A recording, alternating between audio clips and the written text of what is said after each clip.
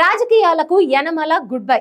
కానీ కొన్ని కండిషన్స్ ఉన్నాయి. ఆ కండిషన్స్‌ని అప్లై చేసి, లేకపోతే వాటిని ఫుల్‌ఫిల్ చేసినా మళ్ళీ రాజకీయాలకు హాయ్ హాయ్ చెప్పుకుంటూ వచ్చేస్తారంట.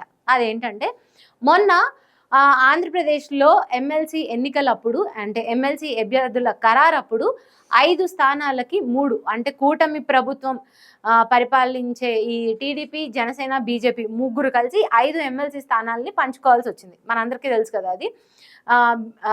BT Naidu, Beeda Ravindra, Kavali Greeshma and Nagababu and బీజేపీకి సంబంధించిన ఒక సీటు. అట్లా 5టికి 3 పార్టీలు పంచుకోవాల్సి వచ్చింది. ఆ టైంలో లోకేష్ టీంకి మాత్రమే ప్రాధాన్యత ఇచ్చారు. బాబు టీం ఎవరిని ఆ ఎమ్మెల్సీ జోలికి కూడా పోనివ్వలేదు. ఎందుకంటే ఈ 5 ఏళ్లలో లోకేష్ని ఒక లీడర్గా నిలబెడదాం అనుకున్న ప్రయత్నం అయితే జరుగుతుంది.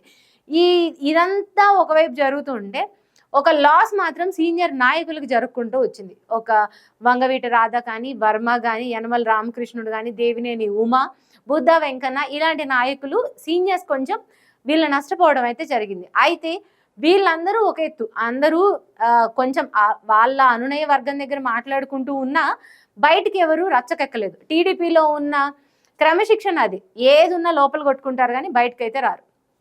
సో ఈ టైంలో యనమల ఒక బాంబు అయితే పేల్చారంట. ఏంటంటే, నాకు రాజ్యసభ ఇస్తే ఉంటాను రాజకీయాల్లో, అంటే రాజకీయాల్లో ఉంటానంటే టీడీపీలో కూడా ఉంటానని, ఒకవేళ లేదు అంటే నేను రాజకీయాలకు దూరంగా ఉంటాను, రాజకీయ సన్యాసం తీసుకొని రిటైర్మెంట్ తీసేసుకొని వెళ్ళిపోతాను అన్నట్లు చెప్తున్నారంట. ఇంకొకటి ఏంటంటే, ఎప్పుడైతే యనమల రాజకీయాల్లోకి వచ్చారో అప్పటి నుండి ఆయన టీడీపీలోనే ఉన్నారు. 43 ఏళ్ల రాజకీయ జీవితం అయింది.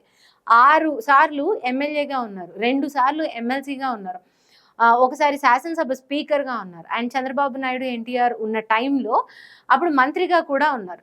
ఇంత చేసిన ఆయన, అండ్ దట్టు ఇదే కాదు, ఏదైతే నేను ఇందాక స్పీకర్ అని చెప్పానో ఎన్టీఆర్ని అసలు ఎక్కడా మాట్లాడనివ్వకుండా చేసి ఆ పార్టీ అధిష్టానం అధ్యక్షుడిగా తీసుకెళ్లి చంద్రబాబు నాయుడు కూర్చోబెట్టిన హ్యాండ్స్లలో యనమల రామకృష్ణుడిది కూడా ఒకటే.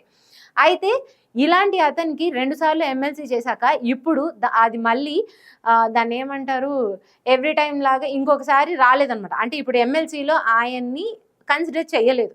ఇది కొంచెం మరి బాధ అనిపించిందా, లేకపోతే నా అవసరం లేదు పార్టీకి, కొత్త టీం వస్తుంది అన్న కొంచెం ఏదైనా ఈర్ష్య కానీ అలాంటిది ఏమన్నా ఉంటాయా కానీ ఆయనైతే ఇది చెప్పారంట, నేను ఎమ్మెల్సీ కంటే ముందే రాజ్యసభకి వెళ్ళాలనుకున్నాను, సో ఒకవేళ నాకు రాజ్యసభ ఇస్తే వస్తాను, లేకపోతే లేదు అన్నట్టు కమెంట్స్ చేశారు. అండ్ ఇంకొకటి, ఎవరికైతే డబ్బులు ఉంటాయో వాళ్ళకే రాజకీయాలలో మంచి మంచి పదవులు కూడా దక్కుతాయి అన్నట్టు కూడా యనమల మాట్లాడారు. దీని మీద మరి చంద్రబాబు నాయుడు ఏం చేస్తారు?